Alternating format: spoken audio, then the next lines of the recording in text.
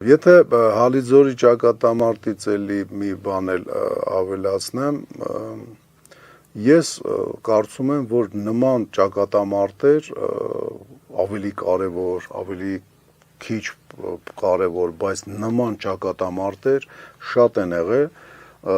17-րդ դարի սկզբից կամ 16-ի վերջից մինչև 19-րդ դարի կեսը։ Այդ պարսիկների եւ թուրքերի բախումները տեղի էին ունենում, ասենք, բավականին լայն բանի ճակատով եւ այդ պատերազմի մեջ հաճախ մեր հայրենակիցները ոնց որ եզդի տոհմերը, ասենք, որ ոնց որ քուրդ մուսուլմանները,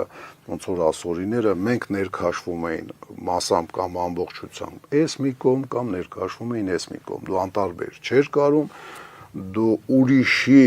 կիլդիմին ոնց որ ասած մասնակցում էիր, ոնց որ այսօրով մեր որոշ ջանասեր, ասենք, հայերը Ուկրաինայի կողմից են կռվում կամ Ռուսաստանի կողմից են կռվում, մեռա ասելով, հայեր ջան, bez էնտուզիազմը,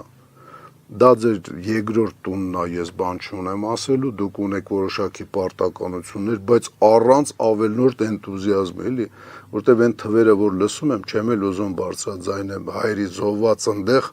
լացս գալիս է։ Արդեն մոտենում է, չբարձրաձայնենք, արդեն անցել է այն թվերը, որը որ ասենք մենք զոհեր ենք տվել թուրքերի դեմ պայքարելուց մի քանի տարի առաջ։ Մեր երկրի անկախությունը պահելու, սահմանները պահելու, մեր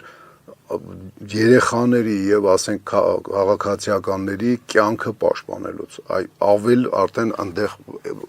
ուշքի եկեք, էլի bez էնտուզիազմը, հա, էլի այդ պետությունների օրենքները մի խախտեք, բայց թարգեք, էլի այդքան մտնել որոշ տեղ